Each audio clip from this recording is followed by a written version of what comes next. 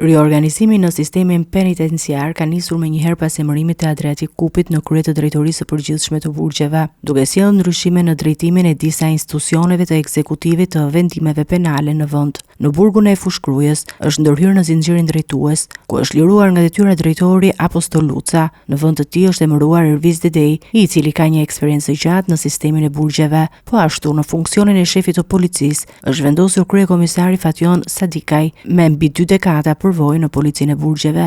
Ndryshime janë bërë edhe në institucionin e ekzekutivit të vendimeve penale në Durrës, ku drejtimin e ka marrë Serian Mazreku, me eksperiencë në administratë dhe në fushën ligjore. Ndërkohë, detyra e shefit të policisë është besuar kryekomisarit Florian Masha, i cili vjen me një karrierë të gjatë në policinë e shtetit. Sipas autoriteteve, këtë lëvizje synojnë forcimin e përgjegjshmërisë në drejtimin e institucioneve, rritjen e kontrollit të brendshëm dhe vendosjen e standardeve më të larta në funksionimin e sistemit penitenciar në përputhje me kërkesat për siguri dhe menaxhimin më efikas.